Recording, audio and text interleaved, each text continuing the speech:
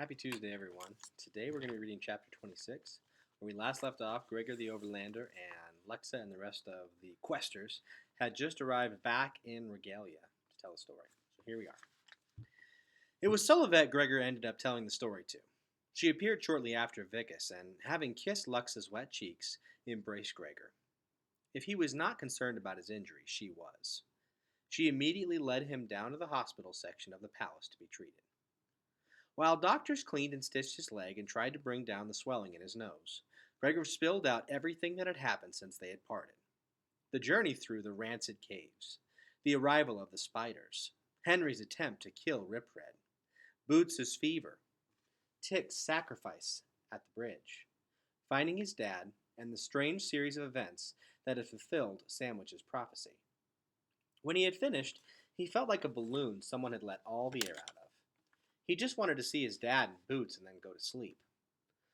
Sullivet led him first to Boots, who was in a nursery with other sick kids. She had been bathed and changed, and while she was still warm to the touch, Dulcet promised him the illness was not serious.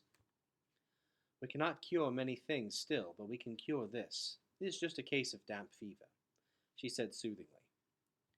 Gregor smoothed back Boots' curls and went on to see his dad. His father already looked better, his face relaxed in sleep. The Underlanders had not only bathed him, but they groomed his hair and beard. The foul rat skins had been replaced by silken garments. They'd fed him and given him a calming medicine. "And when he wakes, will he be okay?" asked Gregor. "No one who spends years with the rats can expect to be unchanged," said Sullivet gently. "But will his mind and body heal? I believe so." Gregor had to be satisfied with that. He himself would never be the same after what he'd witnessed in the Underland. He had to expect some changes in his dad, too. As he left the hospital, he heard a happy voice cry out, "Overlander!"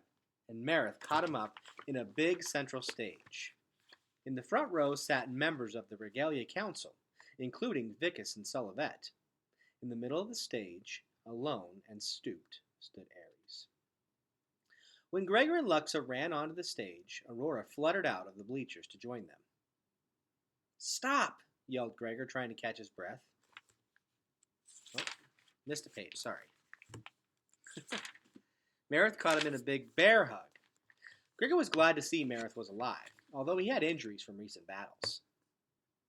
"Hey, Merith," he said, "how's it going?" "It goes darkly, as it always goes in war. But you have brought back light to us," he said firmly. "Oh, yeah?" said Gregor. He'd pretty much forgotten about that part of the prophecy.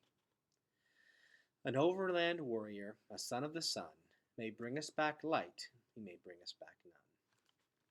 So he must have done it after all, brought back light.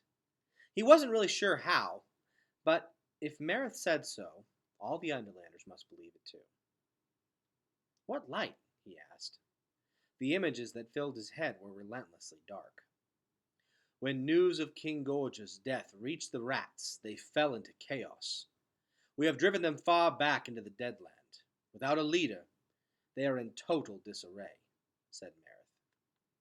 "Oh, well, good," said Gregor. "I hope it lasts." Merith took him to his old room, the one he'd shared with Boots. He took a short bath just to lose the smell of rotten eggs and that clung to him from the dripping tunnel, and fell into bed.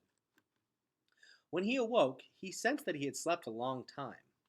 For the first minute or two, he lay in drowsy security, not remembering. Then all that had happened flashed before his eyes, and he couldn't stay in bed any longer. He took a second bath and then ate the food that had appeared in his room while he was gone. Gregor was about to go to the hospital when Luxa ran into his room.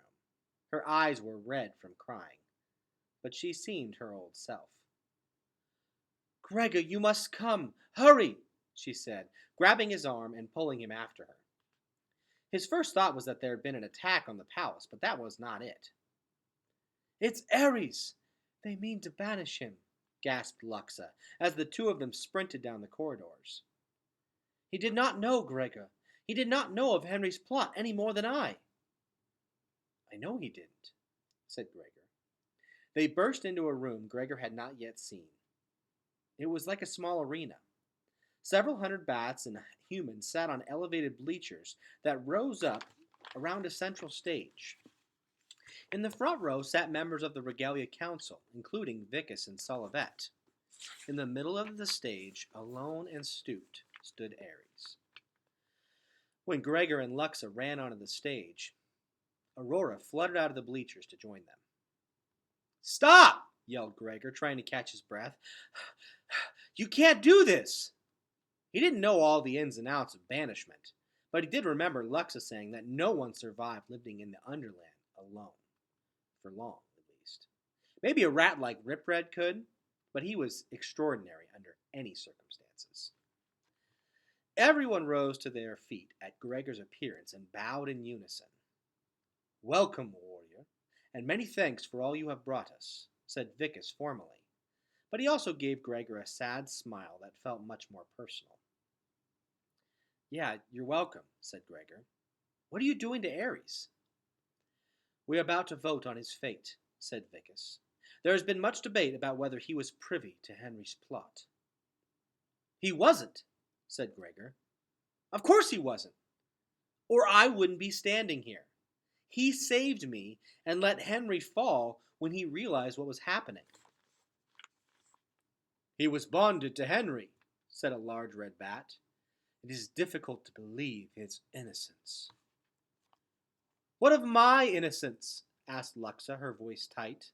"No one was nearer to Henry than myself. Will you banish me as well?" An uncomfortable murmur ran through the room.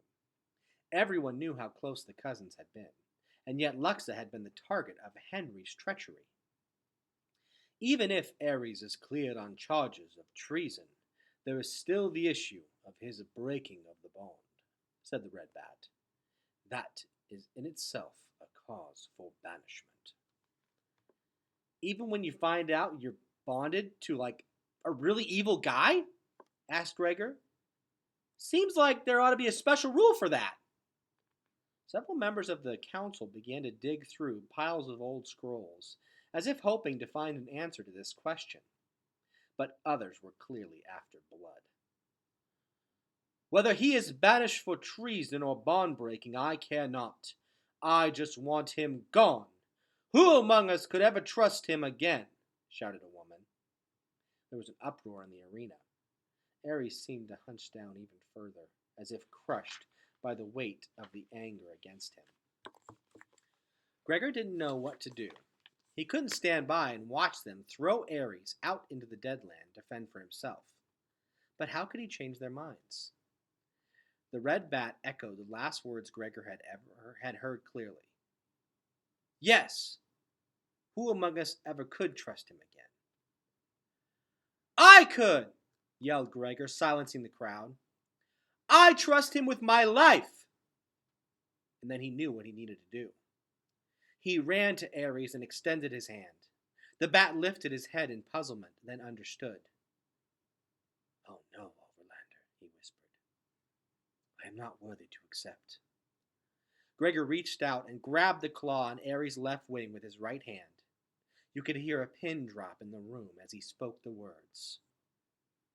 "Ares the Flyer, I bond to you." That was all he could remember of the pledge Luxa had told him, but she was right behind him, feeding him the words in a whisper. Our life and death are one, we two. In dark, in flame, in war, in strife." And the last line came to Gregor without prompting. "I save you as I save my life."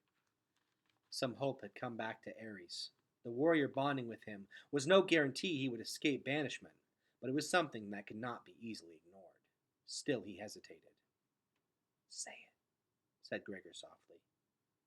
"Please say it back." And Ares finally did, replacing his name with Gregor's own. "Gregor the human, I bond to you. Our life and death are one, we two. In dark and flame, in war and strife, I save you as I save my life." Gregor stepped back to face the crowd. He and Ares stood before them, hands still locked to claw. Gregor spoke with a power that was entirely new to him. "I am the warrior. I am he who called. Who among you dares banish Ares, my bond? That's the end of the chapter. Pretty powerful stuff.